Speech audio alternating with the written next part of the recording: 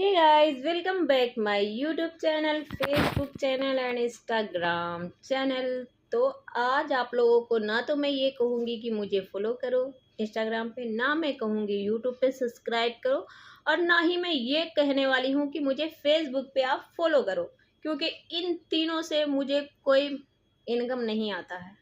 मैं सिर्फ और सिर्फ वीडियो बनाती इसलिए हूँ कि मुझे वीडियो बनाना अच्छा लगता है। तो आज मैंने इसी वजह से एक वीडियो ये डाल रही हूँ, क्योंकि मेरा इस वीडियो डालने का कोई ऐसा मकसद नहीं है, किसी को दिल में ठेस पहुँचाने का कोई भी शंका नहीं है। बस मुझे उन सवालों के यहाँ पे आके जवाब देना है, क्योंकि वहाँ तक तो मेरी पहुँच है नहीं कि मैं किसी के पास जाके कोई टीवी वाले, मीडिया वाले, कोई भी प्रेस वाले से अपने दिल की बात कहूँ, कोई मुझसे आके ये पूछे कि मैडम आप क्या कहना चाहती हैं, क्योंकि मैं नहीं जानती उन्हें और ना वो मुझे जानते हैं जो आके मुझसे ऐसे सवाल करेंगे। तो आ गए हम मुद्दे पे, बीजेपी और कांग्रेस की हार जीत पे। तो सुनो, हम तो भैया कांग्रेस के समर्थक हैं और हमेशा रहेंगे। बीजेपी से हमें कोई लेना देना नहीं है, क्योंकि बीजेपी ने हमेशा हिंदू मुसलमान को टारगेट किया है और हिंदू मुसलमान पे ही वो आगे बढ़ते आए हैं। क्योंकि जैसे एक अपाहिज बैसाखी लेके आगे बढ़ता है ना, इसी तरीके से बीजेपी वाले हिंदू मुसलमान का दोनों तरफ बैसाखी लेके वो आगे बढ़ रहे हैं। तो हम तो ऐसा नहीं करते भैया। कांग्रेस तो कभी भी नहीं करती हिंदू मुसलमान, क्योंकि वो भी तो हिंदू ही है और कांग्रेस में भी मुसलमान है, वो नहीं करती हिंदू मुसलमान। तो अब आ गए हम मेन मुद्दे पे, क्योंकि बीजेपी वालों को बहुत उम्मीद था कि हमने राम मंदिर अयोध्या बनाया और बहुत ज़्यादा वो पैसे भी लगे उसमें, बहुत मेहनत भी लगा, लोगों ने बहुत ही दिन रात अपने एक करके उस मंदिर को तैयार किया।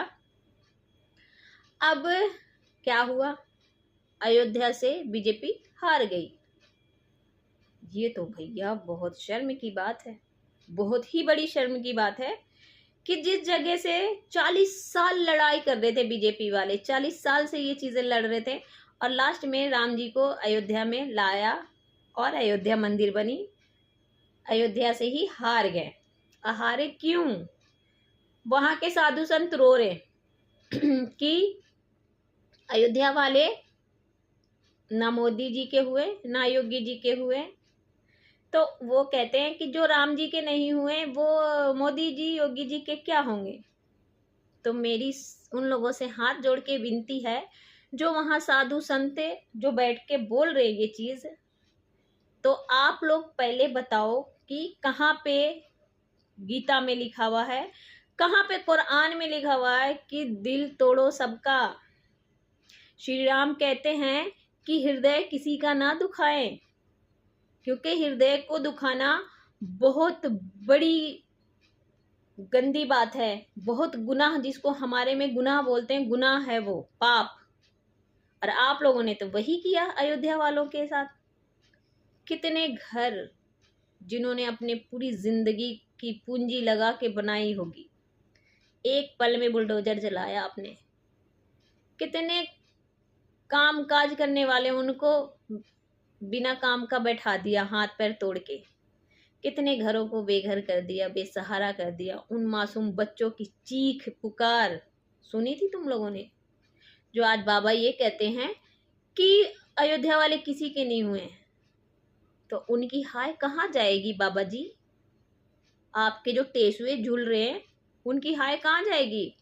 राम जी ने यही तो कहा है कि आप किसी का दिल दुखा के राम जी को वहां पे बैठाओगे तो क्या राम जी खुश हो जाएंगे? नहीं खुश होंगे।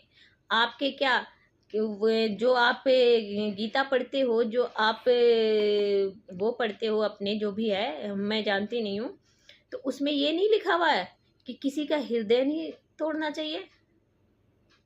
और आपने तोड़ दिया, घर तोड़ दिया, कितने लोगों को बेसहारा कर दिया, तो उनकी तो हाय पड़ेगी। और सबसे बड़ी चीज तो ये है, सुनो, कि जब राम मंदिर बना वहां पे इतने बड़े दीपक जले, पता नहीं कहाँ कहाँ से तेल आया, 7.5 करोड़ या पता नहीं 7.25 करोड़, पता नहीं जितना भी करोड़ लग के वो दीपक तैयार हुआ। तो मनहूसों सबसे उल्टी गिनती तो वहीं से शुरू हो गई थी तुम्हारे मनहूस दिन आने के, क्योंकि दीपक ही बुझ गया वहां का। पूरी रात दीपक नहीं जला, 31 दिन जलने वाला था दीपक, वो तो जला ही नहीं। तो राम जी ने तो पहला झटका वहीं से दे दिया था कि तुम्हारे ना बुरे दिन शुरू हो रहे हैं।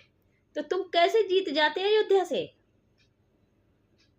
और इतने लोगों का दिल दुखा के, घर तोड़ के, उनके पैसों से उनके चरण में फूल अर्पित कर रहे हो राम जी के, क्या वो खुश हो जाएंगे? ऊपर वाला कभी नहीं बोलता कि किसी का दिल दुखा के आप अपने अच्छे दिन लाओ। और मोदी जी कहते हैं कि अच्छे दिन आएंगे, ये अच्छे दिन आए थे। और फिर से जो लोगों ने मोदी जी को तीसरी बार प्रधानमंत्री बनाया ना, 5 साल में फिर से बेड़ा गर्क करने का दिन आ गया। समझ गए आप लोग? तो बाबा जी टेसुआ मत झुलाइए और ये मत कहिए कि अयोध्या वाले पे लानत है। लानत है तुम जैसे लोगों पे कि इतने घर तोड़ करके मंदिर का एक कोना छोड़ देते, उनका घर छोड़ देते, तो आज तुम्हारी ये नौबत नहीं होती। आज अयोध्या में इतने पैसे, एयरपोर्ट, पता नहीं मेट्रो, पता नहीं क्या क्या बना वहाँ पे, किसी काम का नहीं है। पता नहीं कितने कितने लोगों, कहाँ कहाँ से लोगों ने डोनेट किया, वहाँ पैसे दिए, इतने इतने चंदा दिए, किसी काम के नहीं आए आप लोग। और कहते अयोध्या वाले पे लानत है। सही डिसीजन लिया उन्होंने इस बार, आंख खोल दिया तुम लोगों ने, क्योंकि उनको सच्चाई पता चल गई। और कई लोग तो ये भी कहते हैं कि मंदिर में उन्हें घुसने भी ना दिया जाता कि तुम नीचे जात के हो। शर्म नहीं आता आप लोगों को?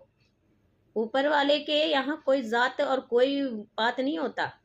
जो आप लोग उनको बोलते तुम नीचे जात के हो, तुम नहीं जाओगे। और बात करते हैं कि अयोध्या वाले पे लानत है। लानत आप लोगों पे है। अभी भी सीख जाओ कि उन बेसहारों को उनको घर दो जो वहां बैठे हैं रोड पे। और जीत हार तो लगी रहेगी। और ऐसी भी जीत की क्या खुशी मनाना कि दूसरे के कंधे पे रख के बंदूक मारा जा रहा।